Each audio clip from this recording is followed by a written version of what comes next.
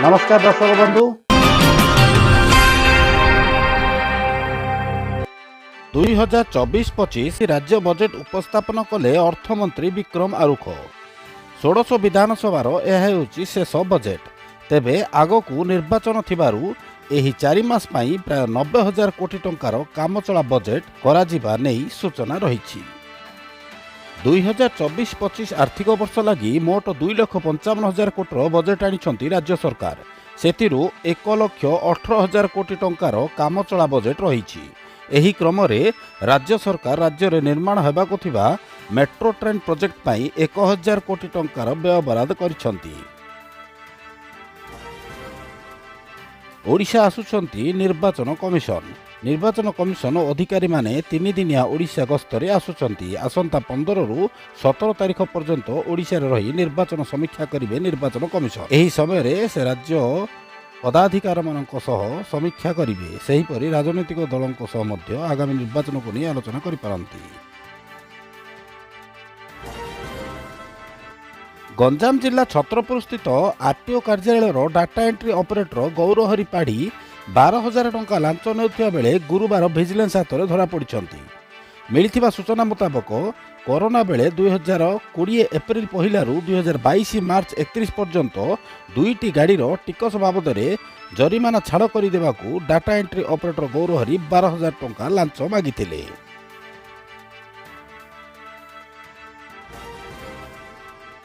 जदि आपणक पिला माने ऑनलाइन गेम खेलुछंती ताले होई जांतु सावधान।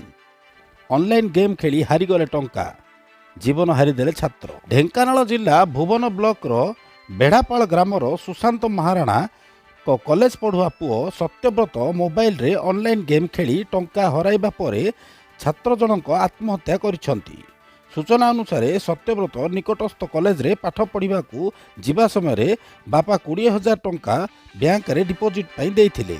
हेले सही टंका को गेम खेली हारी जाइथिले सत्यव्रत, जहा फल रे सत्यव्रत गाम निकट रे थिबा भालुखाई जंगल रे आत्महत्या करथिले। परिवार लोके बहुत खोजाखोजी करी जंगल रु अचेत अवस्था उद्धार करथिले पुओ को जिला मुख्य चिकित्सालय को नैथिले। सेठारे सत्यव्रत को डाक्टर मृत घोषणा करथिले। खबर पाई पुलिस डाक्तरखाना पहुंची शव जबत करने सह व्यविच्छेद करी परिवार को हस्तांतर करथिले। तेबे युववर्ग मानकू एही ऑनलाइन गेम रु निवृत्त रखिबाकू अनुरोध करिसंती सत्यव्रतଙ୍କ परिवार लोके। बंधुक मुନରେ लुटिले 10 लाख टंका। ड्राइवर बेसरे आसी बंधुक मुନରେ लुटि नेले 10 लाख टंका। सुंदरगढ़ जिले में घटी एभली अभावनीय घटना। टेंसा फांडी अंचल में गीताराणी खणी निकटस्थ एक परिवहन संस्था कार्यालय लुट होइथिबार अभियोग होइछि।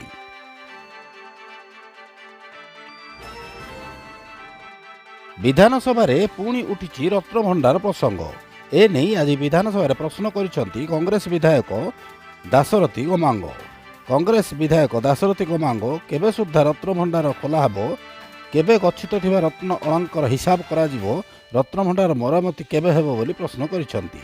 तेबे ए नहीं आज उत्तर रखिसंती आईन मंत्री। चलित वर्ष रथयात्रा समय भितर भंडार खोला जाई मरामती कार्य करा जिवो बोली से कहिसंती।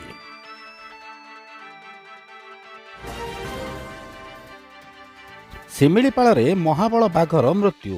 शिमिलीपाल अभयारण्य नौणा रेंज अधीनस्थ दुदुरु चंपा ठारे मिली महाबल बाघर मृतदेह। पेट्रोलिंग समय बाघर मृतदेह ठाब करिसंती वन कर्मचारी। मृत बाघर बयस 3 रु 4 वर्ष हेबा नै अनुमान करा जाउछि। तेबे मृत्युर कारण पोस्टमार्टम रिपोर्ट आसिले ही जଣା पड़ियो बोली शिमिलीपाल व्याघ्र संरक्षण प्रकल्प क्षेत्र निर्देशक कहिसंती। पुणी फेरुछि वर्षा। आसंता 11 और 12 तारिख रे राज्य रे केतोटी जिल्ला रे वर्षा हेबार संभावना रहिछि बोली भुवनेश्वर आंचलिक पाणीपाग केन्द्र पूर्वानुमान करिछि। भुवनेश्वर आंचलिक पाणीपाग केन्द्र अनुसार 11 तारिख रे नुआपड़ा, बलांगीर, सोनपुर, बौद्ध, बरगढ़, झारसुगुड़ा, सुंदरगढ़, संबलपुर, देवगढ़, अनुगुल, ढेंकानाल, जाजपुर, भद्रक, बालेश्वर, मयूरभंज और केउंझर जिल्ला रे 1 ରୁ 2ଟି ସ୍ଥାନରେ ଅଳ୍ପରୁ ମଧ୍ୟମ ଧରଣର ବର୍ଷା ହୋଇପାରେ। सेहीपरि 12 तारिख में उपकूल ओडिशा समेत मयूरभंज, केन्दुझर, अनुगुल, ढेंकानाल, सुंदरगढ़, बौद्ध जिलार 1 ରୁ 2ଟି स्थान में अल्परू मध्यम धरण वर्षा होबार संभावना रही। ମୋର ଚ୍ୟାନେଲ୍ ଯଦି ଆପଣମାନଙ୍କୁ ଭଲ ଲାଗିଛି ତାହେଲେ ସବସ୍କ୍ରାଇବ୍ କରନ୍ତୁ ଏବଂ ସେୟାର କରିବା ଭୁଲନ୍ତୁ ନାହିଁ। ନମସ୍କାର, ଜୟ ଜଗନ୍ନାଥ।